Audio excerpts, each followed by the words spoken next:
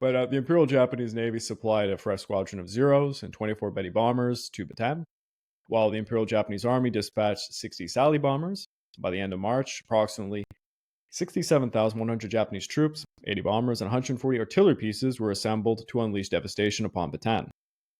And let's consider this. This is literally an area that could, what's the saying, be left to wither on the grapevine, as they used to say in the ancient times. You could just siege them, starve them out. There was no need to actually do any of this, really. They probably should have just sieged this and used these troops for, the other and campaigns.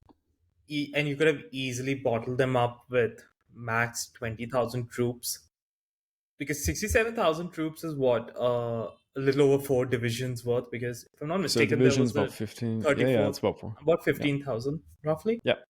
And if I'm not mistaken, there was also like the 34th mixed independent brigade that was also Yes. operating here.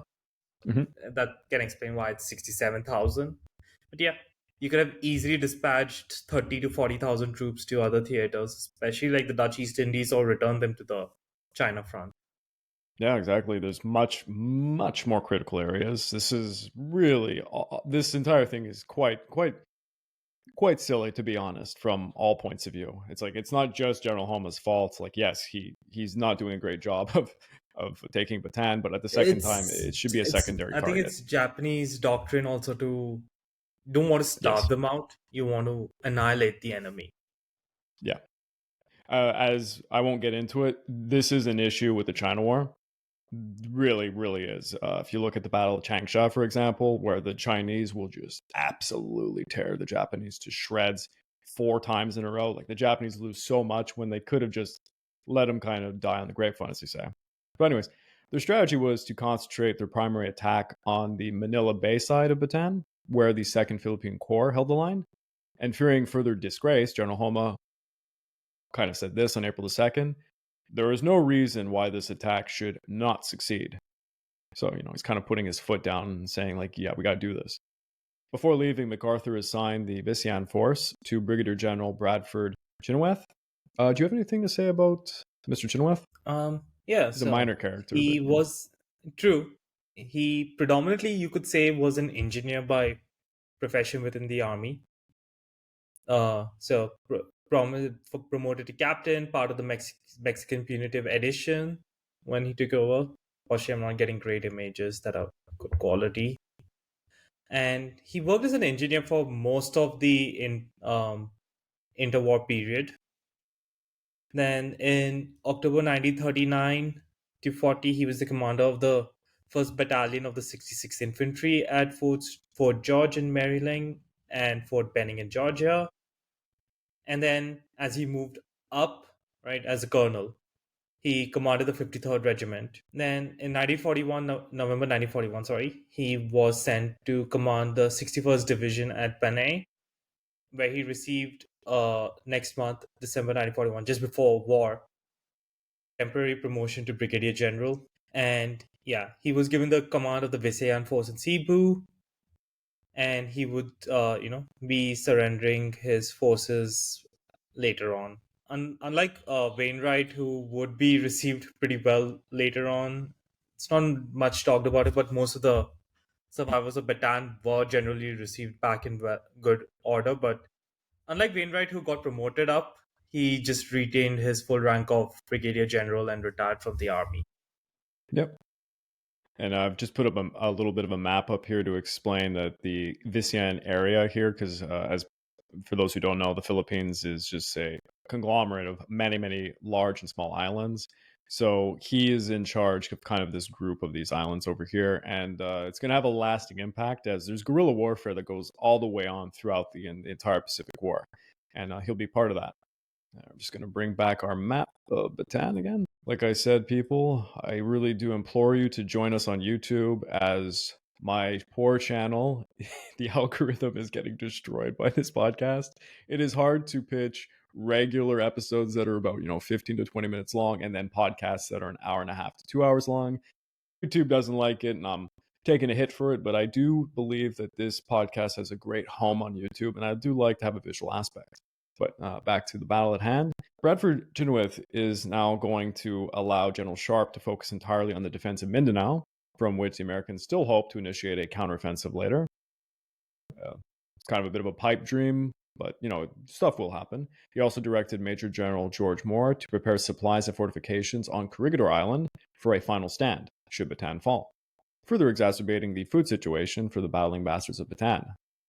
The First Corps was then assigned to General Jones, who had commanded the South Luzon force during its retreat to Bataan. He's kind of like the counterpart to Wainwright in many ways. While Major General Edward King, the artillery commander during the campaign, was put in charge of the entire peninsula. By the end of March, improvements had been made to the defenses along the Orion-Bagak line, and the starving, poorly equipped Filipino soldiers had received additional training in jungle warfare. Wainwright's troops took Not advantage of sure this how lull. effective would it be, Yeah, given that they're starving. That's the only yeah, reason I'm just questioning it. yeah. Wainwright's troops took advantage of this lull to, excavate their trenches, dig drainage ditches, establish camouflage, clear additional fields of fire, all in preparation for the impending assault. Troops at the front strung barbed wire, constructed tank traps, and other obstacles. In the First Corps, engineers planted 3 large minefields along the most likely routes of the enemy advance. It's about 1,400 improvised box mines and 35 submarine depth charges. So, some innovative stuff, despite MacArthur's intentions to maintain command from Australia, which is insane. It's like logistically impossible if you think about it. General Wainwright was ultimately left in charge of the American forces in Luzon, receiving the final order to fight for as long as his troops could hold out. Wainwright was acutely aware that his troops were starving and morale was at rock bottom. General Homa devised a 3-pronged attack along a narrow front surrounding Mount Samat. After overcoming Samat, his forces would then push to Mount Lemay and subsequently advance on Merivel. I'm just going to descend my map a little bit down here. As you can see that there is a subsequent little defensive lines, and at the very end is the crucial little port here at Merivel. That's the very last place. I mean, it's over if they get anywhere close to there. But I'm just going to pull back up here. I mean, then, and not to mention, you have also isolated Corregidor because it's now cut off from Allied forces. And Homa anticipated this operation would take well over a month to complete, which is wild. But anyways, he Oh, dispatched wow. I can just imagine Tokyo's response to this. and it's not his fault that Yamashita, did things way ahead of schedule, but it makes him look it makes it like everybody is making him look bad. So it does suck. And I mean, he is facing, of all the groups, you have the Dutch and the Dutch East Indies, you have the British troops in Malaya. The American troops with their Filipino supporters, they're probably the best frontline forces that are facing the Japanese at this time. Maybe you could argue the guys in Hong Kong, but it's a very small force nonetheless. So, yeah, the Philippines would be one of the hardest campaigns at the very beginning for the Japanese, for And sure. honestly, if the army chief of staff has taken a dislike to you, unless you're gonna win with 30,000 troops crushing 300,000, nothing was ever gonna save Homa's career. Yeah. The only other kind of blunder was, the Wake Island fight, which, yeah, they fought like lions against the Japanese, but yeah. So he dispatched the fresh 4th Division, led by Lieutenant General Kitano Kenzo, supported by General Nada's 6th Summer Brigade.